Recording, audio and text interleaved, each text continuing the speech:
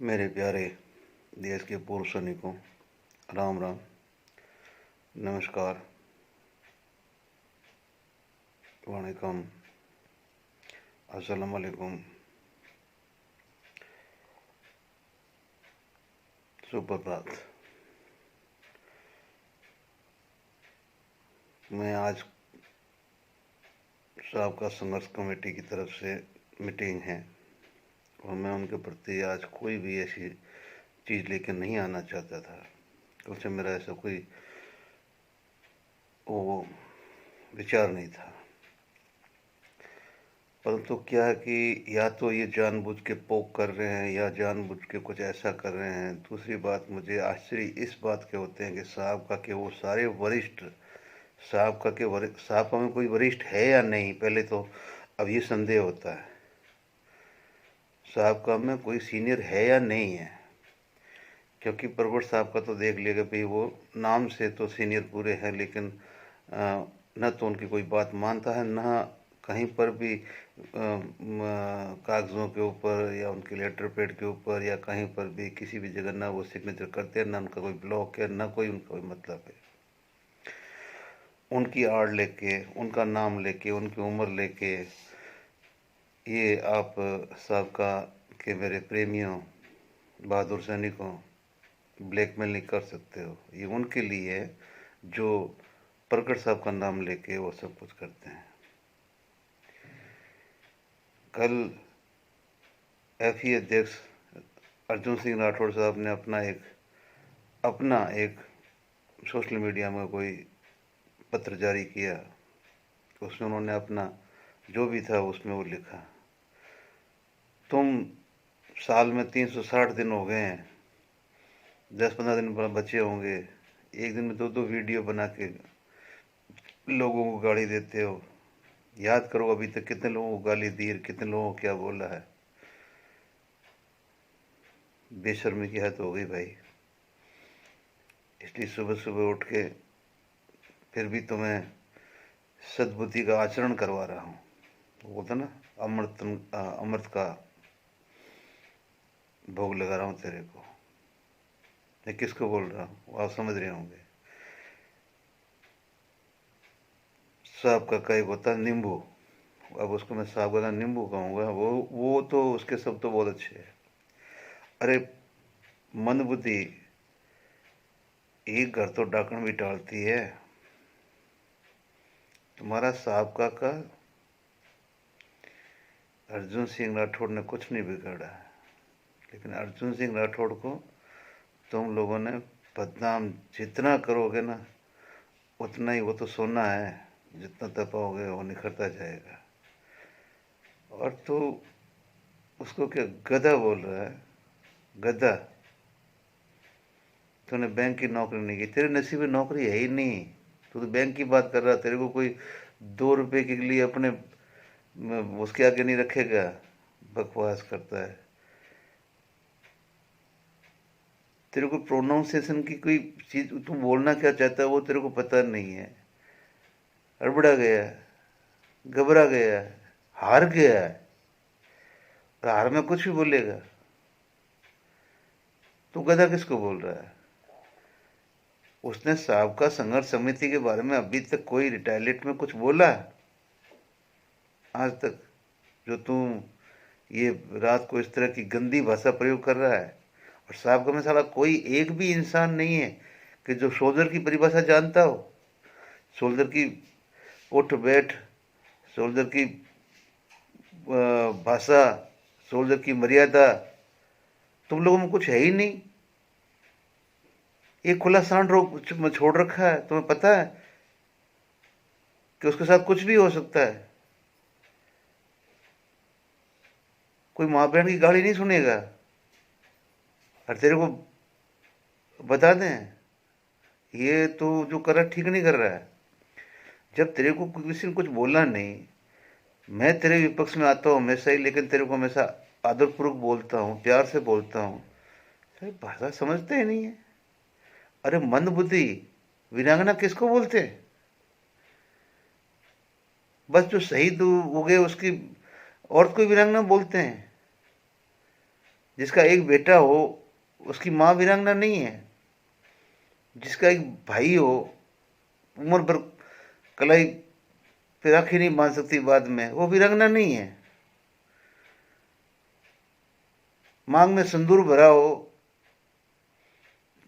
तलवार लेकर निकल गई बाहर अपने बच्चों और अपने पति की भी रक्षा करने के लिए, वो वीरांगना नहीं है।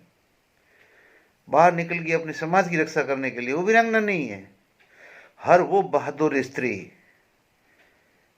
जो मर्द समझते ना अपने आप को वीर, उससे भी 4 कदम आगे बढ़ के अगर वो काम कर जाती है, वो वीरांगना कहलाती है। वीरांगना शब्द का अर्थ तू क्या जानेगा यार मंदबुद्धि।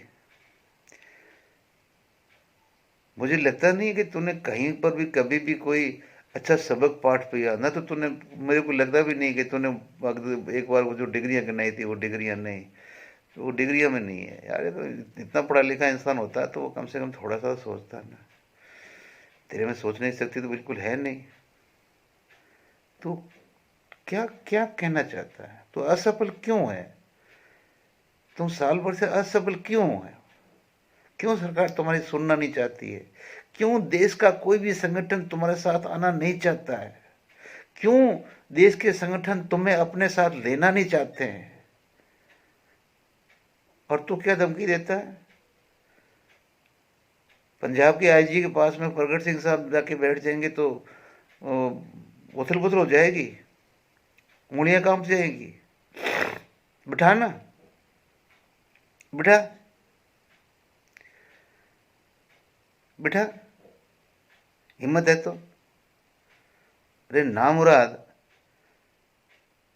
तेरे को कसम है अपनी खाई हुई उस सेना की, गीता की, उस झंडे की, कि जिसको तू बोल रहा है कि सांसद के पास गए, उसके पास गए, वो किया वो किया वो किया, उन हरामजादों कमीनों कुत्तों का नाम बता, नहीं तो तू झूठा। क्योंकि तू जानता है कि नाम बता देगा तो वो तेरे को कर देंगे, इसलिए तू नाम नहीं बोलता है। तू नाम एक वजह से नहीं बोलता कि तेरे को पता है गुल्ला मेरे पीछे आएगा, जब तक मैं नाम नहीं बोलूंगा मैं बचा रहूंगा। अरे वो भले मानुस की शराफत समझ के तेरे को इतना तू गंदा बोला, फिर भी उसने तेरे को कुछ नहीं बोला अभी तो एक शब्द भी। हम बोलते भी है कि यार साहब को तो उसको बोला करो। बोले साहब बिच्छू का काम है डंक मारना, मेरा काम है उसको जिंदगी देना, मेरा काम नहीं है उसको मारना। वो अपने स्वभाव का है तो वो डंक ही मारेगा वो, ठीक है ना, वो डंक ही मारेगा। लेकिन मेरा काम नहीं कि मैं उसको कुछ चीज़ लेके उसको मार दूँ, नहीं, उसको अपना काम करने दो। एक दिन वो अपने आप ही किसी ऐसे को डंक मारेगा कि जो खुद ही उसका तमाम हो जाएगा। वो डंक मारने से ही उसका उल्टा जहर चढ़ जाएगा, वो ख़त्म हो जाएगा। ऐसे भी लोग बहुत है जिनका उल्टा जहर चढ़ता है। हाँ, कल अच्छा वीडियो आया था। मैं नहीं जानता कि दीवान सिंह साहब की क्या प्रॉब्लम है दिनेश के साथ में या किसी के साथ में, लेकिन तेरे बारे में उसने 110% सही बोला है दोस्त, मैं मानता हूँ। वो जो तेरे बारे में बोल रहे हैं बिल्कुल सही बोल रहे हैं। उन्होंने जो बोला है कि तुम्हारा ये मकसद है ही नहीं, तो सही में मकसद नहीं है तुम्हारा। तुम इस काम के लिए बैठे नहीं हो, तुम्हारा मकसद विफल हो रहा है। तुम्हारे जो पीछे आका है वो आके तुम्हें बोल रहे हैं कि तुम कुछ कर नहीं क्यों रहे हो, क्यों नहीं सक्सेस हो पा रहे हो, चुनाव नजदीक आ गए हैं, अभी तक क्या किया।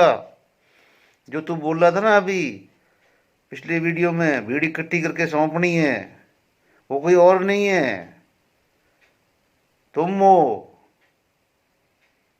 और भीड़ इकट्ठी होगी नहीं।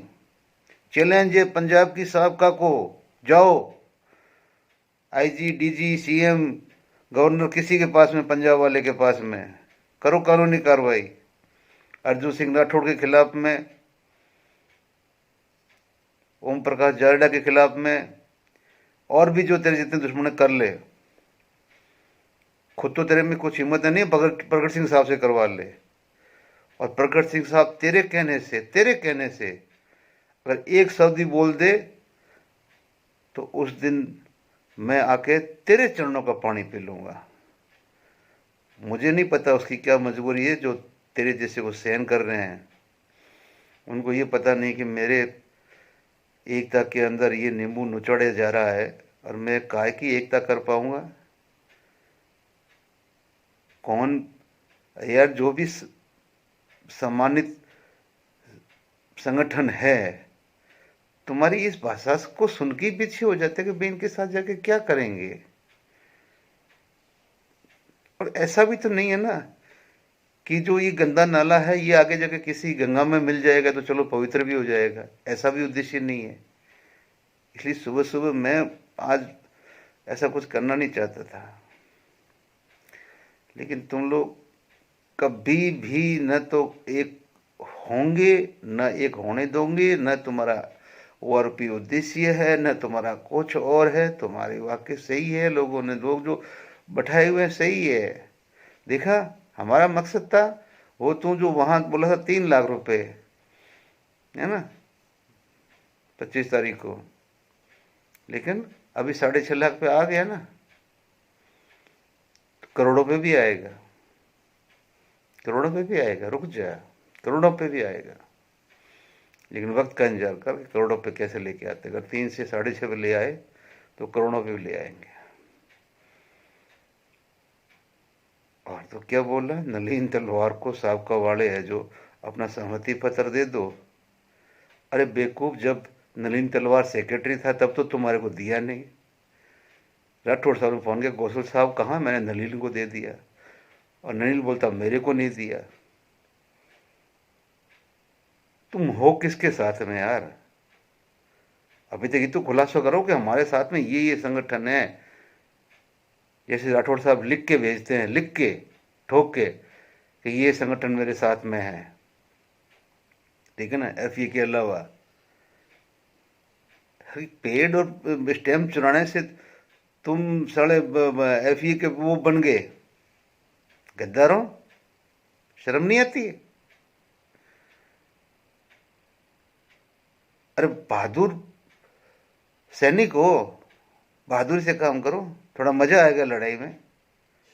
क्योंकि ओआरपी तो लड़ाई लड़नी नहीं ना हमने, न मुद्दों से लोगों को भी भटकाना है ना। तुम अपने इस तिरछे और ये तीखे तीरों से बाकी कोई भटकाना है ना, जो सही काम कर रहा है उसको भी डाइवर्ट करना तेरे को। और तेरा मकसद नहीं है, तेरी वीडियो का एक ही मकसद है, अगर कोई सही रास्ते पे चल रहा है तो उसको पोक कर दो, वो अपने रास्ते पे चलता हुआ भटक जाए, बस, और कुछ नहीं है। तेरे आका जो चाहते हैं, वो चाहते थे कि चुनाव से पहले पहले तेरे को ये भीड़ सारी इकट्ठी करके मेरे को सौंप देनी है, लेकिन भीड़ इकट्ठी हुई नहीं। तेरा सपना अब थोड़ा अधूरा जा रहा है। हरियाणा का भी इलेक्शन आ रहे हैं, ठीक है ना। गौसल साहब को भी वहाँ एमपी के लिए टिकट उनको भी चाहिए, वो पहले भी विधायक की टिकट मांग कर चुके हैं। कितने आदमियों से सबूत दिलाऊं आपको? तुम लोग क्या हो यार, समझ में नहीं आते, ठीक है ना। मुझे तो तुम्हें, तेरे को विशेष तौर से मान बुद्धि अब सैनिक कहते हुए शर्म आती है। मेरे ख्याल से तुमने पूरे 15+2 17 साल एज ए सोल्जर नौकरी तो नहीं की भाई। 15+17 एज ए सोल्जर एड़ी पंजे वाली नौकरी तूने नहीं की है, ठीक है। इसलिए भाई, जब तक शेर मांद के अंदर है ना, तभी सुरक्षित हो। जब शेर मांद से बाहर आ गया इत्तेफाक से, मुश्किल हो जाएगी। इसलिए अगर वो अपने मांद में बैठा अपने मालिक को याद कर रहा है और उसको सब कुछ अपनी मांद में ही मिल रहा है, ठीक है ना। 25 साल से उसकी हैसियत थी बैठने की, अधिकारियों को हटाने की, चलाने की, और उसके साथ लोग थे, लोगों ने उसको, वो अकेले नहीं चलाया, लोगों ने चलाया उसको। लोगों ने बैठाया कि आप ही बैठोगे और नहीं बैठेगा कोई, क्योंकि उसके अंदर एक ईमानदारी है। कोई भी आदमी अमृत के पेड़ को उखाड़ के, ठीक है ना, अमृत झरने वाले पेड़ को उखाड़ के कोई भी बबुल का पेड़ नहीं बोएगा, ठीक है ना। शर्म करो। जय हिंद, जय भारत।